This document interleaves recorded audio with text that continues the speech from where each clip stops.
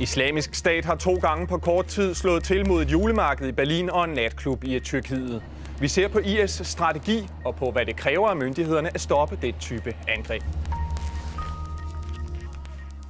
Hvis du blev rystet af Trump og Brexit i 2016, så bered dig på nye politiske jordskælv i 2017. En ny præsident i vest, en stærk mand i øst og flere vigtige valg her i Europa kan tilsammen vende op og ned på verden. Ja, hvor hurtige og hvor gennemgribende kan nye politiske ledere smadre den eksisterende orden? Er nyt nødvendigvis lige med kaos? Og er status quo overhovedet en mulighed, hvis de nuværende magthavere skulle have held til at klare skeerne? Det ser vi på her i Deadline. Velkommen.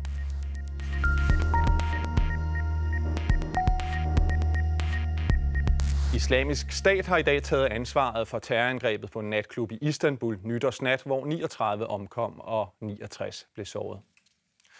I nyhedsbureauet Amaq, der er kendt som talerør for IS, skriver terrorbevægelsen, at det var en af gruppens heroiske soldater, som slog til mod natklubben. Ifølge erklæringen er terrorangrebet en gengældelsesaktion for Tyrkiets militære engagement i muslimske lande og udført på direkte ordre fra gruppens leder. Også de tyrkiske myndigheder mener, at IS står bag. Gerningsmanden er fortsat på fri fod, men i dag blev overvågningsbilleder af ham offentliggjort. 8 mistænkte med forbindelse til gerningsmanden er i dag også blevet anholdt. 8 kişi gözaltındadır ve bu anlamda da teröristle ilgili de parmak uçları ve eşkaliyle ilgili verilere ulaşılmıştır. Bundan sonraki süreçte de hızla kimlik tespitinin yapılmasına gidilecektir. Så er jeg forbindelse til Mellemøst-korrespondent her i DR Nyheder, Michael Eslund. Du er med fra Istanbul. IS har altså taget ansvaret for attentatet mod natklubben. Er der andet end det, at de tager ansvar, der knytter gerningsmanden til IS, og hvad er status på jagten på ham? Nej, altså vi ved ikke ret meget om gerningsmandens identitet. De tyrkiske myndigheder, de holder kortene meget tæt på kroppen i forhold til, hvem han er og hvor han kommer fra. Men man har hele tiden rettet mistanken mod netop IS. Ikke så meget på grund af gerningsmanden, men på grund af den måde, angrebet blev udført. Altså det, at han stormede ind på en natklub, brugte sit gevær på en måde, som han tydeligvis var instrueret i, skiftede magasiner utallige gange. Og så det, at det netop var en natklub nytårsaften, et typisk mål for en gruppe som IS, som jo også har set angribe spillesteder i Paris og en natklub i USA. Så på den måde har man hele tiden rettet mistanken den retning. Og i øjeblikket, ja, så er der en intens menneskejagt i gang her i Tyrkiet efter gerningsmanden. Hans billede er ude overalt på sociale medier og i de tyrkiske medier, både billeder, men også videooptagelser af ham, hvor man tydeligt kan genkende ham. Så der bliver ledt overalt efter den her mand, den formodede gerningsmand i Tyrkiet i øjeblikket. De gader, jeg har lige været på gaden her i Istanbul, der er politi rigtig mange steder. Folk bliver stoppet i biler og undersøgt. Jeg bliver også stoppet og undersøgt, da jeg gik forbi, så man leder intenst efter den her mand. Der har også været en politiaktion i gang her i Istanbul her til aften, uden at vi dog ved præcis, hvad man har fundet frem til i den aktion. Hvis vi ser på forholdet mellem IS og Tyrkiet, hvis man kan tale om et forhold her, der er jo en konflikt nu, så kan man sige, at det har bevæget sig fra at være en slags forståelse omkring konflikten i Tyrkiet til de her hårde sammenstød, dels i Syrien på slagmarken, og altså også internt i Tyrkiet med de terroraktioner, du nævner her. Kan præsident Erdogan og den tyrkiske hær overhovedet optrappe kampen mod IS yderligere? Hvad tyder det på? Ja, det kan det godt. Det er rigtigt, som du siger. Man har jo ændret den relation, man har haft til IS i løbet af den syriske borgerkrig, hvor man i begyndelsen fra tyrkisk side mere eller mindre ignorerede IS på den anden side af grænsen, stod få meter fra dem, nogle gange med tyrkiske soldater over for IS-krigere, uden at der blev gjort noget. Men det har ændret sig markant det seneste halvandet år, specielt i løbet af det seneste halve år, hvor Tyrkiet jo er gået militært ind i det nordlige Syrien. Man har bombet IS-stillinger derinde, og så sent som i dag har man bombet adskillige IS-stillinger i det nordlige Syrien, men også her på tyrkisk jord, hvor man har arresteret bare i løbet af den seneste uge, er der blevet tilbageholdt over 100 personer her i Tyrkiet, fordi man mente, at de har forbindelser til IS. Så man har i forvejen ændret kurs fra tyrkisk side, og det kan man godt blive ved med. Der er mere, man kan gøre. Man kan godt sætte hårdere ind over for IS, både i Syrien med flere bombardementer, flere angreb, flere soldater, men også her i Tyrkiet, hvor der jo er IS-støtter, som man også, tror jeg, vil sætte hårdere ind over for den næste stykke tid. Og helt kort, præsident Erdogan, har han givet nogle indikationer på, hvad han overvejer at foretage sig som hævn eller gengældelse for det her? Nej, altså indtil videre er det mest nogle udmeldinger, der kommer fra den tyrkiske stat og den tyrkiske regering, om at man netop vil hævne det her angreb. Og det har vi også set efter alle de andre terrorangreb, der har været i Tyrkiet. Ja, der har man efterfølgende slået hårdt ned på alle, der har haft noget som helst med den her slags angreb at gøre. Og nu nævner du den her udvikling, der har været mellem IS og Tyrkiet. For et par måneder siden var IS selvbestaltede leder al-Baghdadi ude og sige, at han opfordrede IS-krigere eller IS-sympatisører til at angribe Tyrkiet. Er det handler om, det her noget for noget, altså gengældelse for det, der sker i Syrien, eller er der nogen tegn på, om IS har en mere langsigtet strategi for, hvad de gerne vil opnå i Tyrkiet med deres aktioner? Ja, der er et stort element af hævn i det her. Det er også det, IS selv siger i deres propaganda, at det her det er hævn for Tyrkiets indsats mod IS i Syrien, også for dem, man har arresteret her på tyrkisk jord af IS-sympatisører. Men så er der også det, som generelt har været IS' strategi, når de laver terrorangreb, at de håber at skabe kaos i de lande, de udfører angrebene i, altså for eksempel i et land som Tyrkiet, og så har de en eller anden idé om, at hvis man laver nok angreb, ja, så vil staten Tyrkiet falde fra hinanden, og så vil folk på en eller anden måde tilslutte sig IS i stedet. Det er ikke særlig realistisk. Vi ser normalt, at der sker det modsatte, at der faktisk kommer større opbakning til de siddende regeringer, og derimod mere had til IS, når de laver den her slags angreb. Så det er ikke rigtig en strategi, der virker, men de bliver ved på det, og så bliver ved med det, og så håber de, at de på en eller anden måde kan rekruttere nogle af dem, der sympatiserer med den her slags angreb ved at lave dem. Tak for den rapport og den vurdering, Michael Eslund. Og så god aften her i studiet til Anja Dahlgaard Nielsen. Du er chef for Institut for Strategi ved Forsvarsakademiet, og så har du tidligere været afdelingschef i politiets efterretningstjeneste. Nu hører vi her Michael Eslund sige, at det handler om gengældelse for noget, der foregår i Syrien, og så generelt om at destabilisere et land som Tyrkiet, i håb om, at der måske er nogen, der vender sig i retning af kalifatet her. Hvad er din vurdering af det her med Tyrkiet, der kommer på IS radar i højere grad nu? Ja, der er måske en enkelt ting, man kan få til det, vi allerede har hørt, nemlig at det typisk er sådan, at militante islamistiske grupper, de hævder, at demokrati og islam er uforenelige. Og Tyrkiet er jo et meget godt eksempel på, at det ikke er tilfældet. Så i den udstrækning, vi kan skubbe på den proces, den politiske elite i Tyrkiet allerede har sat i gang, der er ved at trække fra det tyrkiske demokrati, der er ved at formindske det tyrkiske demokrati, så er det sådan set i deres interesse. Det understøtter deres budskab. Islam og demokrati er ikke forenelige. Nu hører vi også her Michael Eslund tale om den her aktion på natklubben, som bærer nogle karakteristika, man tidligere har set hos IS. Og der har jo så også været, som jeg nævnte i mit oplæg her, angrebet på julemarkedet i Berlin. Når du ser på de her to angreb, som IS har taget ansvaret for, som har sat dagsordenen her i juletiden for nyhedsmedierne, hvordan stemmer de mål så overens med det, IS plejer at udse sig som steder at angribe? Ja, man kan sige, at de rammer jo typisk meget, meget bredt, og dels er der noget opportunisme i det, både når man spørger, hvilke lande de rammer, og hvilke mål de rammer, og så er der det handler også om, hvor man kan ja, lige præcis, hvor man har mulighed for at slå til henne. Men det, der jo typisk sker, når man rammer for eksempel mål som markeder, julemarkeder, eller for den sags skyld trafikknudepunkter, de har jo tidligere ramt Istanbul Lufthavn, det er jo, at de rammer steder, som mange mennesker kan se sig selv, og de rammer helt almindelige mennesker, som vi kan spejle os i. Og det er jo så terrorens væsen, det er terrorens natur, at på den måde så bliver den psykologiske effekt langt større, end hvad den fysiske skade egentlig berettiger til. Og der er også det ved den her type mål, at de er virkelig svære at beskytte. Det er virkelig svært for myndighederne at beskytte de her mål. Og på den måde kan gruppen jo så lykkes med at sende et signal om, den ønsker jo at sende et signal om, staten er ikke effektiv, staten kan ikke beskytte jer. Og det er jo upåagtet, at der sandsynligvis bliver afværget langt flere angreb, end der faktisk bliver gennemført. Ja, så det handler om altså at skabe maksimal bekymring og skræk, til trods for den statistiske sandsynlighed for at blive offer ikke er så stor. Lige det skal understreges. Lige præcis. Vi hører jo, at der stadigvæk er jagt på en gerningsmand. Tyrkiske myndigheder har en klar formodning om, hvem det er i den stund, de offentliggør billeder af ham. Hvis vi vender os mod gerningsmanden bag angrebet i Berlin af Anis Amri, så var han jo kendt af myndighederne. Lad os lige se et klip fra, hvordan han blev præsenteret i TV-avisen her. Anis Amri er altså navnet på den mest eftersøgte mand i Europa lige nu. Han er 24 år og født i Tunesien. Anis Amri har været i sikkerhedstjenesternes søgelys i flere måneder, og han har også benyttet sig af flere forskellige identiteter. Ja, vi hører her Ask Rostrup sige, at han var kendt af myndighederne. Man kan føje til, at han var kriminel allerede, da han forlod Tunesien. Han har formentlig været udsat for en form for radikalisering i et europæisk fængsel i Italien. Og så har han været i kontakt med islamistiske miljøer, moskéer i Tyskland. Man kan sige, at han var i den grad en tikkende bombe. Sådan blev han anset af myndighederne for at være.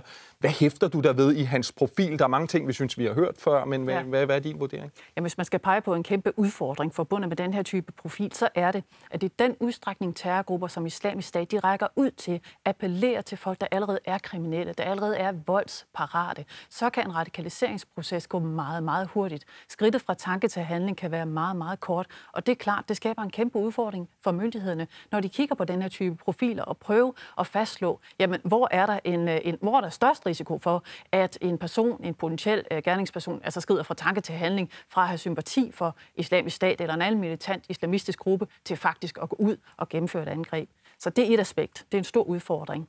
Det andet, det er, at der var jo tale om en afvist asylansøger, som man ikke kunne hjemsende, fordi Tunesien ikke ville modtage ham. Og det er klart, en person, der er i den situation, kan man jo meget vel forestille sig, er desillusioneret. Og på den måde måske mere modtagelig for Islamisk Stats propaganda om, at Vesten er et dårligt sted. Og samtidig er det måske en person, der ikke har så meget at miste. Og det er klart, det er en rigtig, rigtig ubehagelig cocktail. Men det er jo så også det, nogle af efterforskningsmyndighederne har set i Anis Amri, de her tilbøjeligheder, vil man vil tale om, til måske at blive radikaliseret eller rekrutteret. Hvilke svagheder eller dilemmaer i sådan den europæiske terrorbekæmpelse er det, han sætter spot på, synes du? Jamen, han sætter jo spot på den udfordring, man har blandt andet med personer, som er afvist, men som man ikke kan udvise, og som man ved har sympati for Islamisk Stat. Og der handler det jo om at prøve at få nogle aftaler med de lande, der på nuværende tidspunkt er nølende i forhold til at modtage deres egne statsborgere, altså afviste asylansøgere, tilbage. Og så samtidig... Altså en form for diplomatisk aftale her med, i det her tilfælde med Tunesien, som siger, at vi er ikke sikre på mandens identitet. Ja, men så samtidig hjælpe de lande til at få etableret retssystemer, sådan at vi vil være bekendt og sende folk tilbage. Og samtidig prøve at bistå de lande i at få skabt noget fred og noget sikkerhed og noget udvikling. Fordi så lang tid der er ufred, og så lang tid der ikke er økonomiske muligheder, så bliver folk ved med at bevæge sig. Og det her, det sætter så fingeren ned på en meget, meget stor udfordring for Europa, for Danmark, nemlig at det her, det er jo helt evident ikke noget, hverken politimyndigheder, eller forsvar, eller diplomati, eller udlændingemyndigheder, eller bistandsorganisationer kan klare alene. Det fordrer et samarbejde. Det vil sige, den langsigtede, den holdbare løsning fordrer et samarbejde, der går på tværs af de sektorgrænser, som vores myndigheder normalt holder sig indenfor. Men det her netop med at foranstalte udenrigspolitiske aftaler, så oven i købet sikrer sig, at der er retssystemer, hvor man stoler på, at de folk, der bliver sendt tilbage, bliver ordentligt behandlet. Det lyder som en ualmindelig meget vanskeligere opgave, end at foranstalte mere overvågning eller få flere efterforskere. Hvad er din?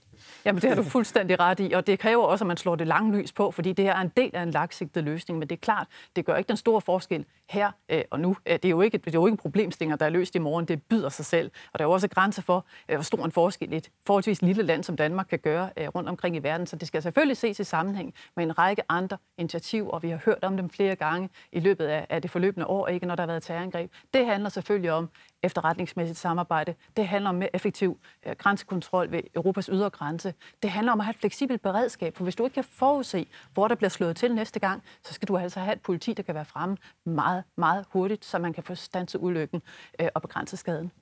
Tak fordi du kom på besøg, Anja Dalgaard Nielsen. Selv tak. Ja, terrorismen er kun en af flere hovedpiner for Europas regeringschefer og statsledere, og netop de mange kriser og prøvelser satte deres præg på nytårstalerne i henholdsvis Frankrig og Tyskland. Liebe Mitbürgerinnen und Mitbürger, 2016 war ein Jahr schwerer Prüfungen. Darüber möchte ich heute Abend zu Ihnen sprechen, aber auch darüber, warum ich trotz allem für Deutschland zuversichtlich bin und warum ich so sehr von den Stärken unseres Landes und seiner Menschen überzeugt bin. Die schwerste Prüfung ist ohne Zweifel der islamistische Terrorismus, der auch uns Deutsche seit vielen Jahren im Visier hat.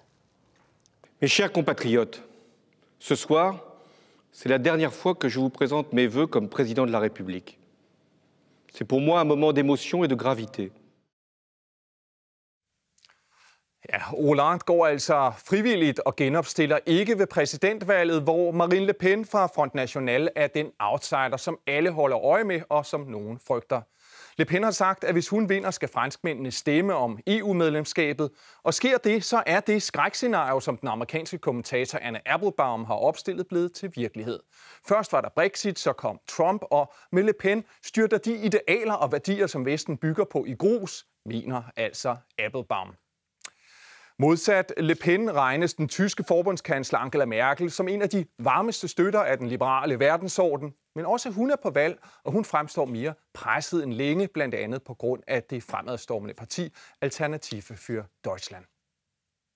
Og så er der Holland, der skyder Europas store valgår i gang 15. marts, hvor den kontroversielle Geert Wilders frihedsparti kan blive landets største. Og så er det her den 20. januar, Donald Trump indsættes som præsident i USA. Trump, der er kommet med så mange uortodokse meldinger om, hvilken rolle USA skal spille i verden, at mange er forvirrede eller bekymrede. Men herhjemme brugte Lars Løkke Rasmussen sin nytårstale til at sige, at vi ikke skal frygte fremtiden. Vi kan ikke bygge mure mod verden, for så ender vi med at lukke os selv inde. Vi skal gå forlæns ind i fremtiden. Vi skal tage den i vores egne hænder, forme den, sætte os mål for, hvad vi vil. Og jeg vil sætte målet højt. Så velkommen og godt nytår til jer to. Vibeke Skov-Tjalve, seniorforsker ved Dansk Institut for Internationale Studier, og Emil Rotbøl, du er udlandsredaktør på Dagbladet Information. Vi skal tale, Vibeke Skov-Tjalve, om de mange brikker, der kan vælte i 2017. Det er i hvert fald nogens vinkel på det. Det kan ændre hele det politiske spil. Hvis du skal pege på én ting, der bliver afgørende for, om vi får stabilitet eller status quo eller forandring, hvad skal det så være? Altså, jeg vil allerede sige, at vi får forandring.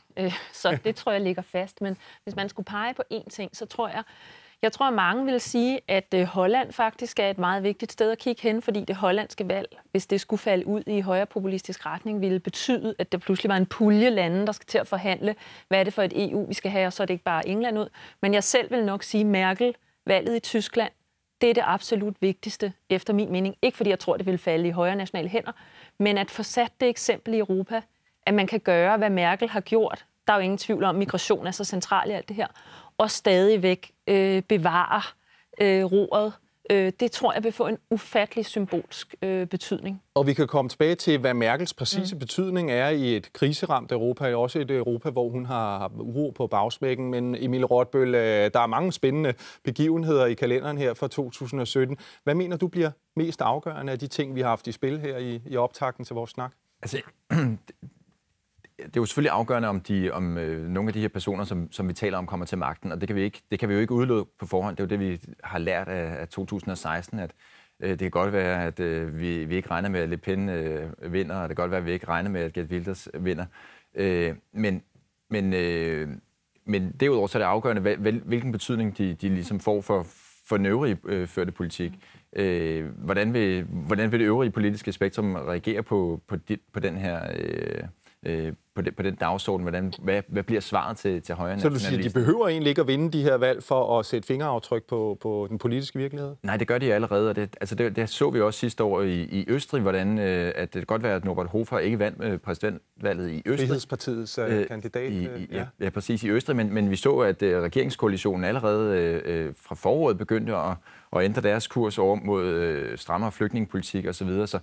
Så han havde jo en effekt, bare det, at hvad skal man sige, truslen, hvis man skal sige det på den måde, for at han vandt, fik midterpartierne, fik de klassiske partier til at ændre deres kurs. Og så er det jo vand på din mølle. Du siger, forandring, det er det eneste, der er givet her i... Ja, og det er præcis derfor, mener jeg, at det er så vigtigt, at Merkel på en eller anden måde får lov til ikke at blive brugt. Hun er jo blevet brugt også i en dansk sammenhæng som argumentet for at se, hvad der sker. Der kan I bare se, hvad der sker, når man går i den her retning. Hvis man går for langt i, hvad kan vi sige, i den retning for at holde den moralske fane højt, så ender man med at tabe til noget, der er meget værre. Så hvis hun på en eller anden måde kan vise, altså hvis vi kan undgå, at hun bliver brugt i den retoriske sammenhæng, så tror jeg, det vil betyde utrolig meget. Men der vil nogen så sige, at Tyskland er undtagelsen, der bekræfter reglen, fordi det sådan set er blevet næsten en tommelfingerregel af alle andre steder end Tyskland. At man falder, hvis man kipper med den ideologiske fane, hvis man står meget fast på humanitære idealer eller andre ting, som måske bliver set som en forhindring for indvandringspolitik. Det er i hvert fald sådan, kan man sige, at de politiske miljøer selv har valgt at læse. Det er jo meget vanskeligt at sige, at der er ikke så mange andre, der har villet eksperimentere med, hvad der sker, hvis man vælger at gå planken ud, som Merkel i en eller anden udstrækning har valgt at gøre. Før vi vender os mod, hvad de nuværende magthavere i Europa tænker kan gøres i den her krisesituation, så skal jeg lige vende med nogle af de her meget bombastiske scenarier, der har været bragt i spil i forskellige kommentatorer. Jeg nævnte Anne Applebaum, som mener, at der er simpelthen 3 skridt, vi skal tage. Vi har allerede taget de første 2, og hvis Le Pen hun bliver præsident i Frankrig, jamen så er vestens værdier i spil på en eller anden måde. Der var også en svensk historiker i Weekendavisen for nylig, som nu talte vi om Syrien for lidt siden, sagde, at den konflikt, den minder om nogle af de ting, vi så i 2. verdenskrig, altså en stedfortræderkrig, der kan udvikle sig til 3. verdenskrig. Emil Rotbølle, er der gået sådan lidt inflation i det her med dramatikken omkring 2017, eller hvad tænker du? Altså, jo 3. verdenskrig, så er vi selvfølgelig, så kan vi næsten ikke tale os højere op, men derudover så er der jo, altså, der er en del ting at være bekymret for. Jeg bekymrer, det afhænger af dit værdisæt, men hvad er det vildeste, der kan ske i din bog i 2017, når vi nu er ude her og tale verdenskrig og vestens fald? Det vildeste for mig at se, det vil være, hvis Geert Wilders og Le Pen pludselig sidder ved magten i 2 af de centrale EU-lande. Ikke? Fordi så er det jo, så vil det næste skridt være, melder de sig ud af euroen, får de held til at melde hele deres land ud af EU, som de jo begge 2 har sagt, de vil. Altså at de vil lave sådan en folkeafstemning, som vi har haft i Storbritannien med ind eller ud. Hvor meget ravage kan der skabes i den, hvis der vælges en håndfuld nye politiske ledere, eller måske bare 2-3 stykker i Europa? Jamen, så er der vel ingen tvivl om, at de institutioner, som vi hele tiden taler om, de på mange måder, det er jo ikke så relevant at tale om de ligesom fordufter totalt. Der er ikke tale om, at man har sløjfet dem fuldkommen inden for det næste år, men at de på en eller anden måde er i opløsning. Og så tror jeg også, man vil se, hvad der er i virkeligheden efter min mening, for vi sidder her også og gætter på, hvad bliver de fremtidige symptomer på en mere sådan underliggende organisk udvikling, som det simpelthen er utvivlsomt er i gang. Altså, så vil den bevægelse, det vil også være manifesteret. Der er nogle nye skillelinjer på vej, både i europæisk og i global politik. Nogle, der ligesom opløser det, vi har ment med Vesten. Altså, vi har været så vant til at trække grænsen et helt bestemt sted. Anslaget kommer jo ikke udefra, det kommer indenfra. Det er en krise, det er en ny fortolkning af, hvad Vesten overhovedet er og vil med sig selv. Det vil være meget tydeligt, at så står vi et helt nyt sted. Og du nævner, at institutioner, vi har støttet os til, kan blive sat på spil. Og det var netop et tema både i den franske, den tyske og også den danske regeringsleder, statschefs nytårstale. Lad os lige se et lille sammenklip, vi har lavet. La France, elle est ouverte au monde. Elle est européenne. Elle est fraternelle. Comment imaginer notre pays recroquevillé derrière des murs, réduit à son seul marché intérieur, revenant à sa monnaie nationale, et en plus, discriminant ses enfants selon leurs origines? Mais ce ne serait plus la France. Voilà les enjeux majeurs. Europa ist langsam. Es ist mühsam.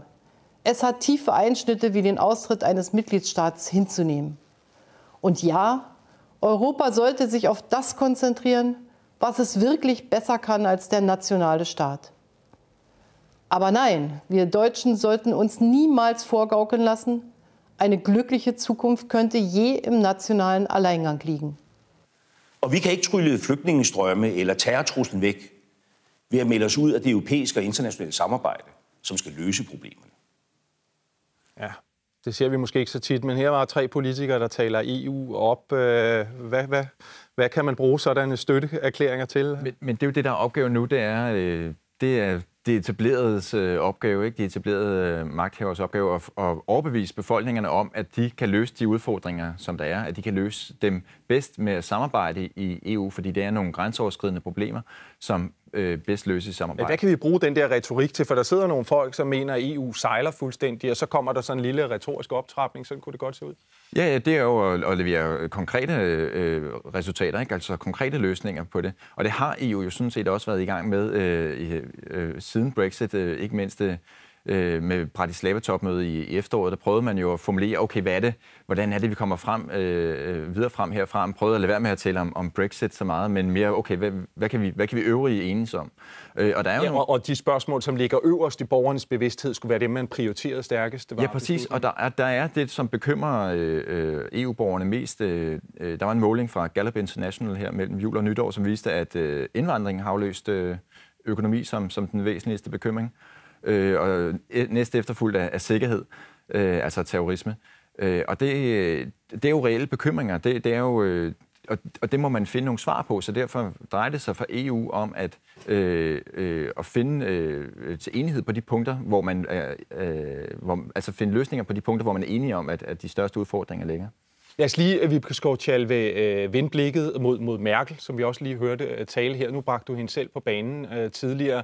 Man må sige, når vi taler om sådan vestens leder, så har Donald Trump jo i nogens øjne diskvalificeret sig selv lidt ved for det første at hæppe på nogle af de kræfter, der gerne vil have Storbritannien ud af EU, og måske i virkeligheden ønske en form for opløsning i EU. Han har også sået tvivl om sin solidaritet med NATO og sådan nogle ting. Så det vil gøre, at nogen diskvalificerer ham. Er det så Merkel, der er den vestlige verdens leder? Uanset hvad man måtte mene om hendes politik, så ser det ud til, at hun i hvert fald er en helhjertet støtte af nogle af de principper, du talte om tidligere. Altså, jeg tror, at det er tydeligt, at i en vis forstand vender de fleste lige nu blikket mod Tyskland i en eller anden håb om, at hun om ikke andet vil udvise en anden form for moralsk lederskab. Men hun sagde jo selv, da hun valgte at tage sin 4.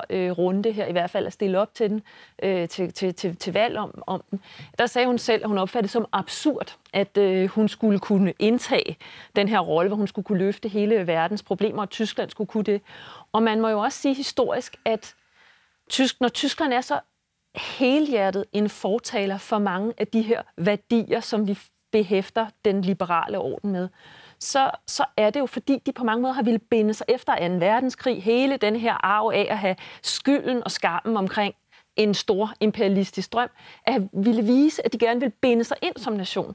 Hvis man skal have magt og dominere, så skal det i hvert fald være sammen med nogle andre. Ja, så den klassiske analyse har ligesom været, hvis man gerne vil være en nation, der blomstrer som Tyskland, så bliver man nødt til at vise, at staten, at suveræniteten på en eller anden måde, den giver man gerne fra sig. Den binder man gerne ind i noget større og sammen med nogle andre. Ja, Rottbøl, det kunne godt blive et tema til det tyske forbundsdagsvalg i efteråret, det her med, skal vi være en supermagt i Europa, som betaler for eksempel en eurokrise. Det var jo i øvrigt sådan, AfD, det nu meget indvandringskritiske parti, startede modstand mod, at Tyskland altid skal punge ud. Og man kan også sige, et andet tema er jo, skal vi tage de andres flygtninge, når de ikke vil lukke dem ind i deres lande? Altså, ser du overhovedet chance for en folkelig opbakning til at være en form for leder?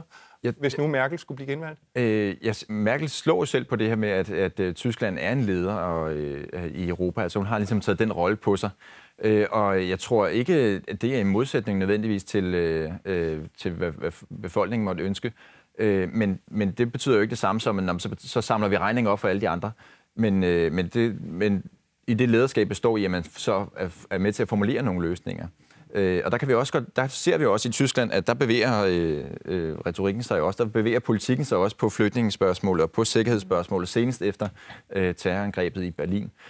Der er Merkel også presset af sit eget bagland til at gå i en mere strammer retning i forhold til flygtninge. Så det er ikke sikkert, det giver point at gå til valg på at være Europas leder eller en form. Der er stor forskel på, i hvert fald vil jeg sige. Jeg tror, der er en vilje til at gå i front som en moralsk, som en diplomatisk leder.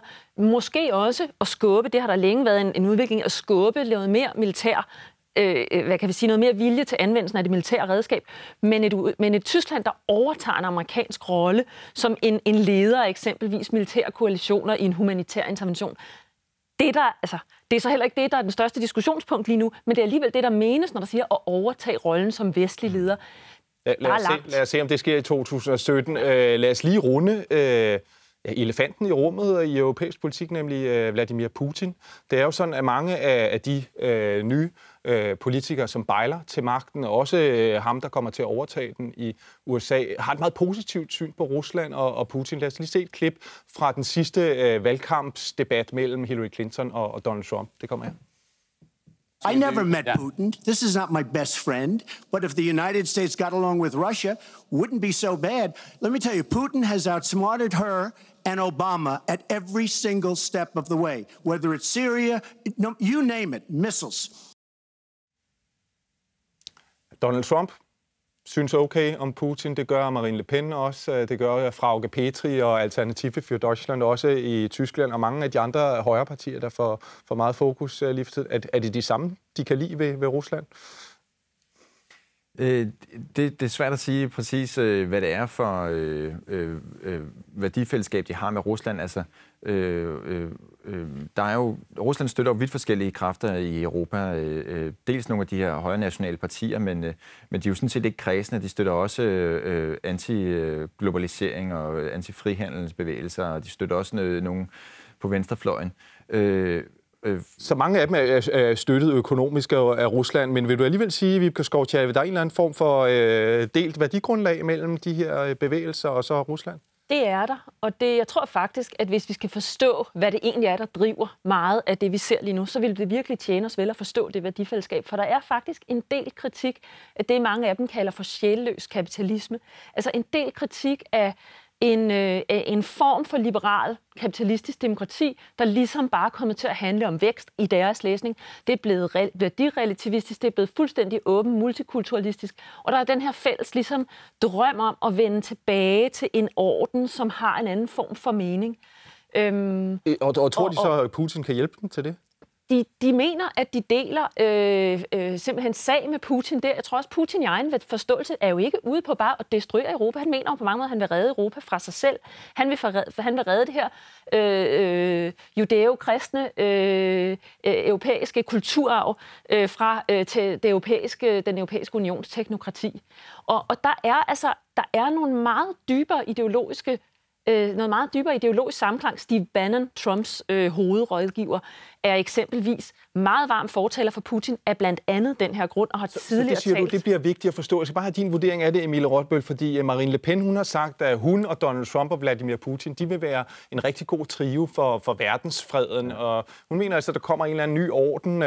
Hvad er det, hvis du skal give et hurtigt bud på det, for en orden, de repræsenterer, de tre? Jamen, de repræsenterer for mig at se en orden, som handler om nationalstater, som lukker sig om sig selv. Og så er der de vil meget hellere forhandle med hinanden på individuel basis. Og der ved jeg ikke, om Putin så er ude i et eller andet ideologisk korstog, men i hvert fald kan man sige, at realpolitisk har han en kæmpe fordel i at forholde sig direkte one-on-one til Frankrig, i stedet for til hele EU-blokken, hvor Rusland alt andet lige står svagere. 2017 er et stort emne, men I gjorde det godt. Jeg glæder mig til at byde jer velkommen en anden god gang. Ja, det blev altså bare sådan en lille appetitvækker for 2017, men jeg kan garantere, at fortsættelse følger her i Deadline allerede i morgen, tager Sigge Winther over. Tak for nu.